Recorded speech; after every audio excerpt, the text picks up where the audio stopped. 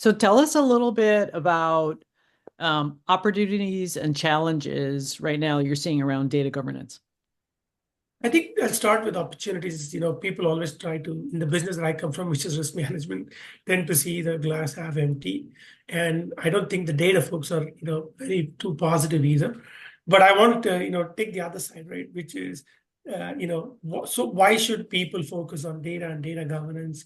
I think that they should primarily because of the opportunity that's ahead of the institutions that they support from a revenue generation perspective. There is a lot of new work that can get done in every institution, definitely in financial institutions, to gain a competitive advantage over smaller players, to be able to find new channels of revenue, right?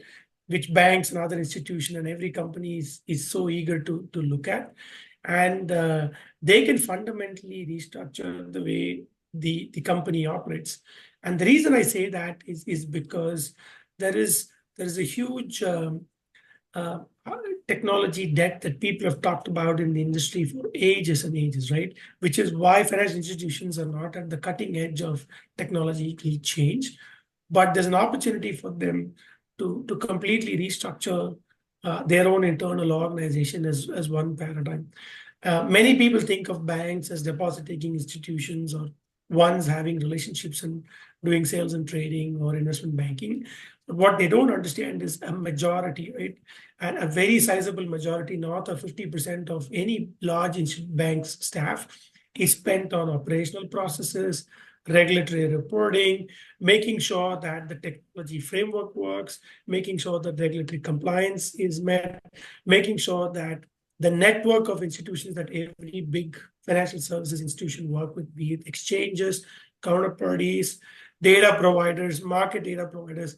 This ecosystem is what supports a small minority of people who are actually generating revenue through investment banking, sales and trading, corporate banking, and so on and so forth.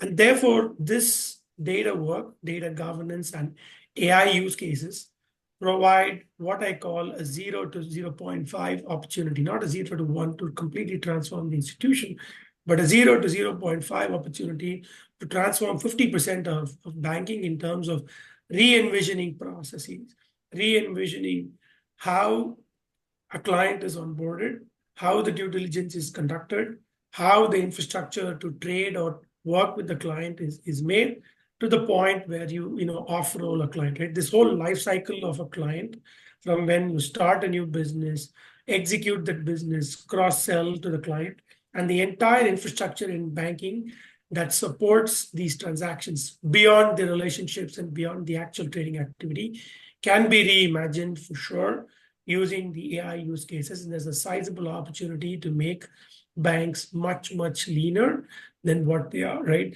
So a typical bank like ours, which employs about 30 to 40,000 people, could potentially run in the future with just 5,000 staff. That might be Oh, a wow. huge stake in the ground, but those are the kinds of north stars that banks should have as institutions to fully reimagine this. The way the institution runs. Of course, it's easier to imagine than accomplish because of how complex institutions like banks are and the need for them to have high level of resilience.